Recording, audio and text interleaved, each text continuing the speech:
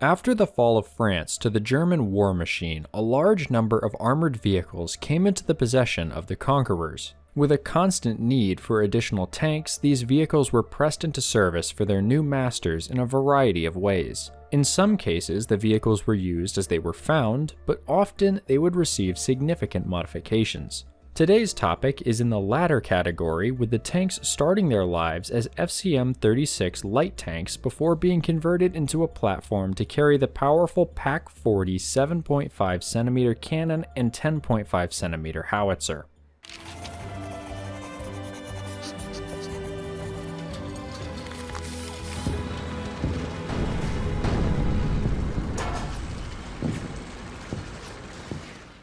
The FCM 36 was one of 3 light tanks which entered service with the French military in the late 1930s. With only 100 made, this tank was few in number but somewhat made up for that with its excellent armor and superb reliability as reported by the crews. Regardless of these aspects, they would not be enough alone to stop the German invaders, with many being lost or abandoned during the rapid assault.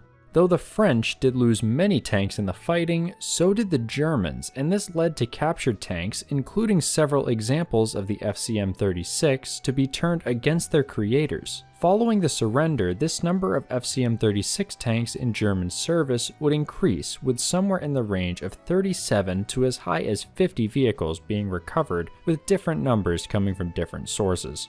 At first, it might seem logical for these to be immediately placed into active service, either as reserve units or some other role to lessen some of the need for domestic vehicles, but there was a major issue which largely prevented this. As most armor enthusiasts know, the German army ran primarily on 2 types of fuel: grass for their horses and petrol for their vehicles.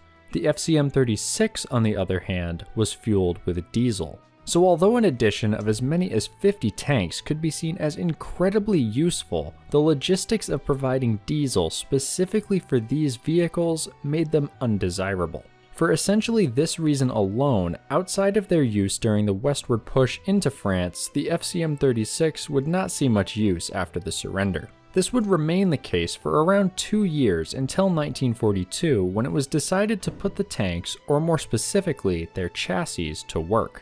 The conversion of these tanks, as well as many other French vehicles, was led by a man by the name of Alfred Becker, or as his unit was later called, Baukommando Becker. His story is certainly one worth going into further, but for the purposes of this video, we can summarize by saying he was ordered by Hitler to take the remaining supplies of Allied armor in occupied France and modify them for use in the German army. As many of these were long outdated by this point, this largely meant converting them to self-propelled guns. Combining the German equipment available with the supply of FCM 36 tanks led to the creation of 2 new vehicles. First, in the fall of 1942, the 10.5cm leichte feldhaubitze 16 auf Geschützwagen FCM, later followed by the 7.5cm Pak 40 auf Geschützwagen FCM in 1943. For my own sake, as well as yours, I'll simply be referring to these as 10.5cm FCM and 7.5cm FCM for the remainder of the video. Keep in mind, these are not actually how they were referred to while in service. The exact number of these vehicles produced is not clear, but estimates put the 10.5cm FCM at as few as 8 or as many as 48. Likely, given that around 10 were reportedly used for the 7.5cm conversion, and likely fewer than 50 were captured in total, the number of 10.5cm FCM conversions was closer to 8 to 12 than 48. This video clip showing part of the construction process lists the number as being 12, which leads me to believe that this is the true number built, at least at that point. As I mentioned earlier, work on these conversions first began in the fall of 1942 with the 10.5cm FCM 36. Like with many of Becker's other conversions like the Lorraine 37L tractor and Hotchkiss light tanks, this consisted of modifying the upper portion of the vehicle to create an open-topped gun carrier. The exact way this was done is not clear, but using some photos and a few shots from the surviving footage is enough for me to make an educated guess.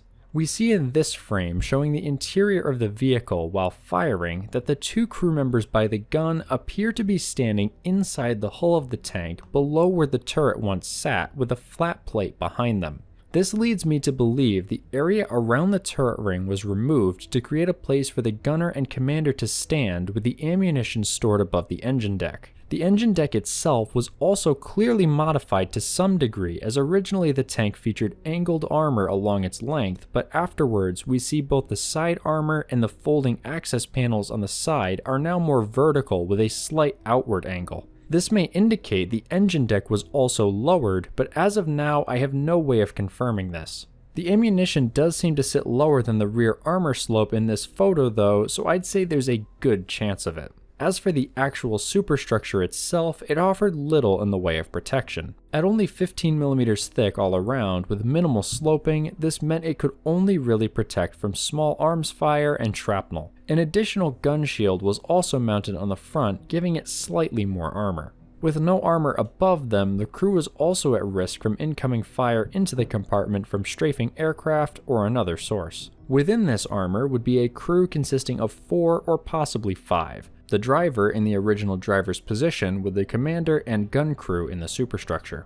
This would mean the driver was the most protected of the crew, with there being no evidence that the original 40mm frontal armor of the tank was changed. Still, by 1942, that was fairly thin armor, so luckily for the crew, this vehicle played a supporting role rather than direct fire. To do that, the tank carried between 36 and 50 rounds of ammunition, with sources differing on the amount for the 105mm howitzer. The photo showing the interior has 36 visibly loaded shells, however more could easily be stowed out of sight. Along with this, the tank had a single MG34 machine gun on the right side of the superstructure as protection from infantry. These vehicles would go on to serve in the first 3 self-propelled artillery batteries of the Armored Artillery Battalion of the Western Front. Footage shows these vehicles being driven as well as firing, but it is not known if they ever saw combat.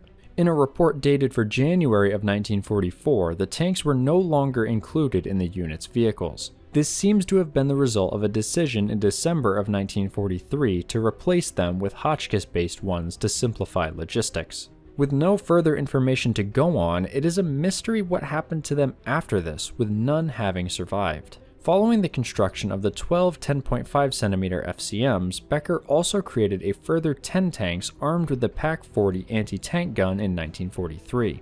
These were put into the same unit as the 10.5cm FCMs, although it was now known as the 931st Assault Gun Battalion. I found even less information on this conversion than the previous one, though it seems they were mostly identical aside from the main armament. You may also see this tank labeled as Martyr 1, a name which it shared with several different vehicles of similar design. Although it boasted a powerful armament, this tank too seems to have met a similar fate to its siblings, being replaced by the more readily available vehicles. Once again, none survived the war, although you can still find this vehicle in World of Tanks as a premium vehicle for France.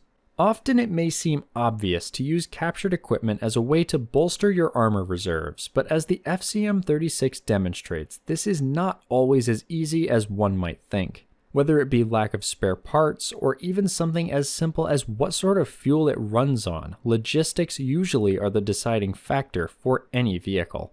In the case of the tanks we talked about today, the combination of low production numbers and a less common fuel required to operate them resulted in them being passed up for more sustainable options. Hopefully in the future we can learn more about these modified vehicles and their eventual fate to complete their page of history. Until that day comes though, I hope you did enjoy today's video. If you did and you learned something new, be sure to share it with others so we can help more people learn about these forgotten vehicles. Thanks as always to my channel members for their support as well as their help picking this topic for this week. If you want to check out a similar topic to this one, I recommend following this video up with my video on another modified French tank, this time by Romania.